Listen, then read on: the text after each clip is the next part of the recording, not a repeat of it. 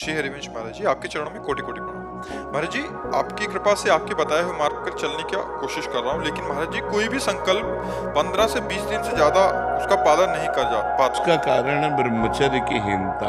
आगे वही लिखा कि मतलब बार बार गिरा देती है ये काम वासना। तो महाराज जी जीवन मतलब मेन पॉइंट जो है वो ब्रह्मचर्य खंडन है। अगर थोड़ा ब्रह्मचर्य पर ध्यान दे दीजिए तो दिनचर्या ठीक हो जाएगी। ब्रह्मचर्यहीन पुरुष की कभी एक दिनचर्या नहीं चल सकती, ये पक्का नियम है। और ब्रह्मचारी की दिनचर्या में कभी फर्क नहीं पड़ सकता। इसलिए कोशिश करो नाम जप करते हुए, पवित्र आहार अल्पाहार लेते हुए, कुसंग का त्याग करते हुए, मोबाइल से या व्यक्ति से कुसंग न होने पावे, शास्त्र विरुद्ध संग न होने पावे और अपने हाथ से कोई ऐसे आचरण न करे, तो फिर ब्रह्मचर्य का पोषण जरूरी है। परमार्थ में चलने के लिए ब्रह्मचर्य अति आवश्यक है। यदि चाहे वो गृहस्थ ही क्यों ना हो, तो गृहस्थ का मतलब थोड़ी कि रोज व्यभिचार करो, नहीं, एक उसमें भी मर्यादा है। शास्त्र में वर्णन है कि मासिक धर्म के होने के एक सप्ताह बाद पवित्र होने पर संतानोत्पत्ति के लिए गृहस्थ धर्म में लिखा हुआ है। एक महीने में एक बार संतानोत्पत्ति के लिए मासिक धर्म के एक सप्ताह बाद बकाया ब्रह्मचर्य रहे। तो गृहस्थ में भी ब्रह्मचर्य की आवश्यकता है। ऐसा थोड़ी कि मनमानी आचरण तो फिर नष्ट हो जाएगा, क्योंकि जीवनी शक्ति है ब्रह्मचर्य। वो जब तक ठीक नहीं रहेगी तब तक ठीक नहीं रहेगा। तो ब्रह्मचर्य पर सुधार करो। क्यों भाई? हाँ, मतलब कोशिश पूरी करते हैं महाराज जी, लेकिन 10 दिन एकदम अच्छे से रहेंगे। हाँ। फिर कभी कभी ऐसा हो जाता है कि एक बार गलती हो जाती है, पूरा चीज वो लगता है। हाँ, हो जाता है, वो मन खिन्न हो जाएगा, मन हार जाएगा, फिर उत्साह नहीं रह जाता। वो आपका ही नहीं, सबका होता है। तो जो हमारे उत्साह को नष्ट करे, भगवत प्राप्ति के मार्ग में उत्साहहीनता पैदा कर दे, उसके प्रति तो बुरा भाव आना चाहिए ना। धिक्कार है हमारे जीवन को। तो मैं ऐसे गिर जाता हूँ, अब नहीं गिरूंगा, फिर चलो, फिर अगर गिर जाओ तो फिर अंदर से क्लेशित हो, फिर तो एक दिन आप ऐसा आएगा क्रॉस कर जाओगे।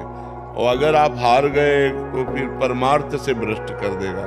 जब हमसे गलती हो जाती है तो सीधा हमारे परमार्थ पे अटैक होता है। जो हमारी साधना चल रही होती है वो शिथिल हो जाती है, यार अब क्या करें, अब तो फेल हो गए। नहीं, हम फिर कमर कसें, फिर आगे बढ़ें। 1000 बार फेल हो जाए तो 1000 बार हम प्रयास करें। ये मनुष्य जीवन को हम व्यर्थ नहीं जाने देंगे, हम इसे भगवान की प्राप्ति करा के ही रहेंगे। समझ रहे हो ना? हारो मत। जब आपका साधन आगे बढ़ जाएगा तो सब प्रपंच छूट जाएगा। अभी साधन ही लड़खड़ा रहा है, बार बार साधन टूट रहा है। 10-5 वर्ष एक रस साधन चल जाए, वही सिद्ध हो जाएगा। तो आप थोड़ी मेहनत करो, थोड़ी हिम्मत करो, थोड़ी लड़ाई लड़ो मन से, तभी आप जीत पाओगे। नाम जप करते रहो। नाम जप करते हो? हाँ, नाम जप करते रहो और लड़ाई लड़ते रहो। ये लड़ाई है बहुत बड़ी लड़ाई। पूरे विश्व को चौपट किए यही मन, पूरे विश्व को चौपट किए। मनमानी आचरण भोग बस इसी में लगाए हुए। परमार्थ ऐसे चढ़ाई पतन ऐसे है।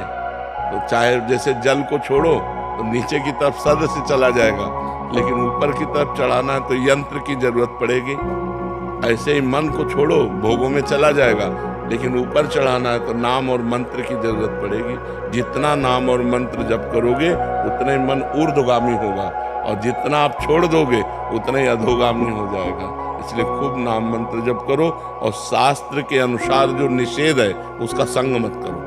पराई बहन बेटी का संग मत करो, मोबाइल से गंदी बातें मत देखो, गंदे लोगों का संग मत करो, गंदे विचारों को अंदर जब आए तो उनको काटो नाम जप के द्वारा, कोई गंदी क्रिया ना होने पावे, तब जाकर हम आगे परमार्थ में बढ़ते हैं।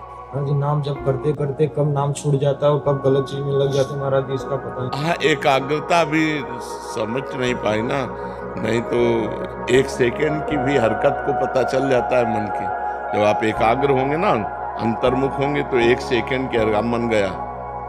अभी प्रमाद स्थिति है, इसलिए अभी मलिनता है, इसलिए पकड़ नहीं पाते हो, और नाम बढ़ाओ। फिर भी अपने को सौभाग्यशाली मानते हैं कि आपका सानिध्य प्राप्त हुआ, नहीं तो पूर्व कर्म तो बिल्कुल मतलब कब के खत्म हो चुके हैं महाराज। हाँ बिल्कुल नहीं, आप हिम्मत करके चलो, जीतना है, हारना नहीं। ठीक है, आप हिम्मत करो।